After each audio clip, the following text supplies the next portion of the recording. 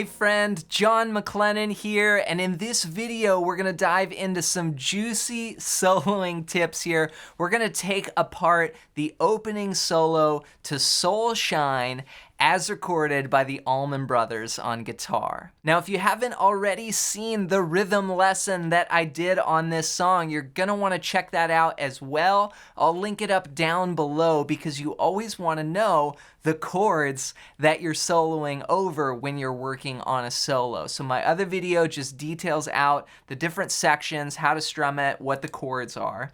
Now in this video, we're gonna talk about soloing. But before we dive into it, if you're new to the channel, I've got a gift for you. I put together this awesome fretboard guide, and it's gonna show you the 5 must-know chords and scales to map out the entire fretboard. And it's actually gonna tie right in with today's lesson, because as we're learning these classic Allman Brothers licks, you wanna start to associate the chords and scales and solos and all of that stuff together so you can understand how this works on guitar.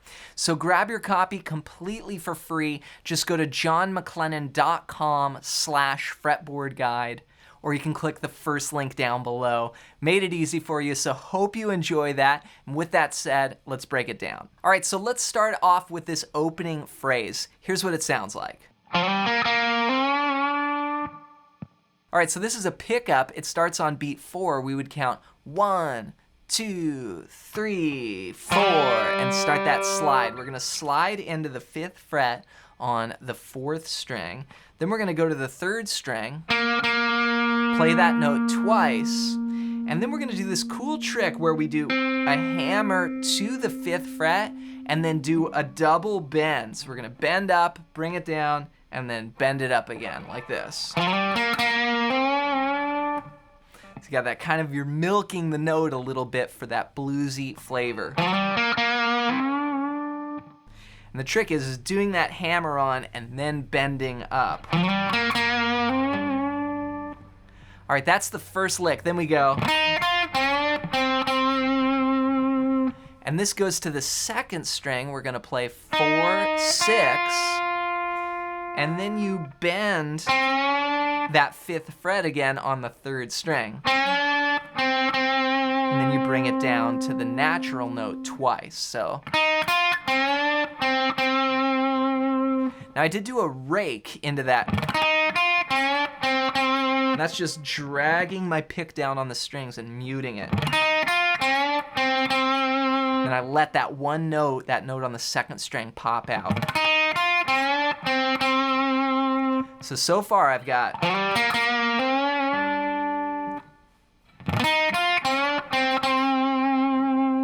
All right, then we come back down. We're gonna move to more of the lower strings with this next phrase.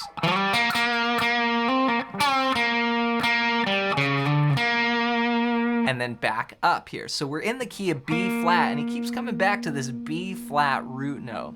We're gonna start by sliding in, again, just like how we started, to the 5th fret. Then we do a little hammer pull. So we go to the 3rd fret on the 3rd string, and then that's a hammer to 5, and then a pull off back to 3. Then we do what's called a pre-bend. And so we don't pluck the note, we bend that 5th fret on the 3rd string, bend it up, pluck it, bring it down, and then pull off to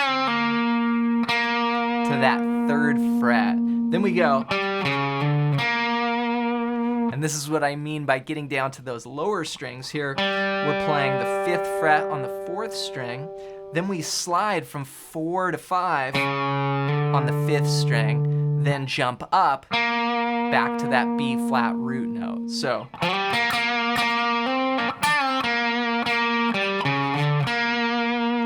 And this is basically, you can really see, for those of you that use the caged system, this would be like your G shape right here. And you can see, sliding right into that major 3rd and then back up to the octave of your B flat. And right there, the chords are actually going A flat up to B flat. And and that's a resolution back to B flat. So here's the first couple licks just played just to review.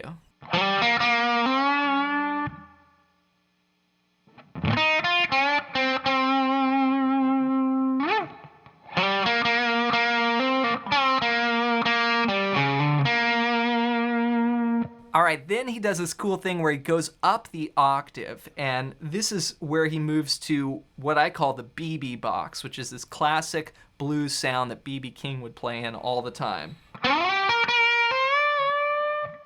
All right, so we slide into the 12th fret on the 3rd string, and then go to 11 on the 2nd string. Then we do a double bend, but we do a hammer-on to it so we don't pluck. Just like this. It's the same lick that we started with, but up the octave. Then shift down to the 1st string and play 11, 13, then bend 13 on the 2nd string, then bring it back down to natural and play it twice. So the high part goes.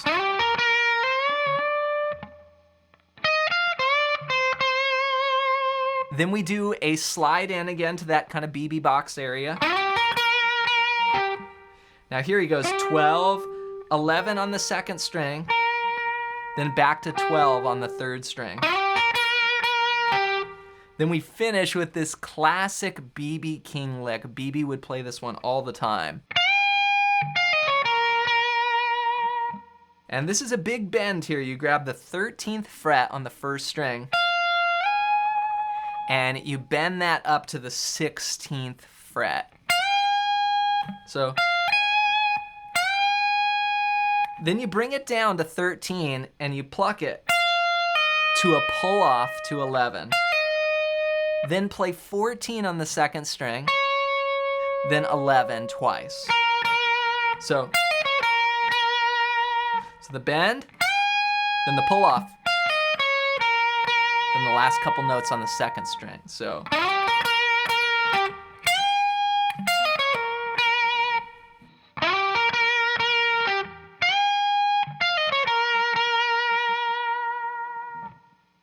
all right, so let's put it all together, and I'm gonna bring in some rhythm so you can hear what this sounds like over the rhythm. Get set, and I'll count us in. 1, 2, 3.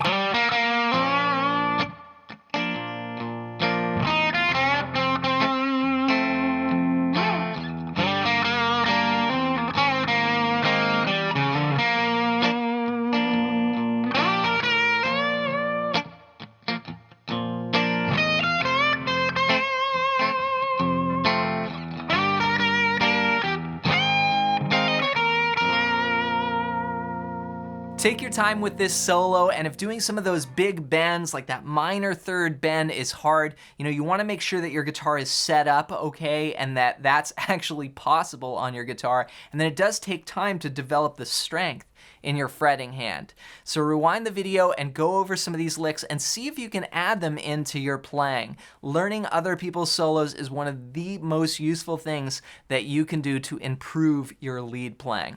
So keep going, you got this, and to help you even more, be sure to grab my ultimate fretboard guide. This is gonna show you the scales. It's gonna tie in exactly with what we're talking about in today's video. And I see these shapes, like as I'm playing this solo note for note to the recording, I see the pentatonic boxes, I see the chords all over the neck. So I want to share that with you.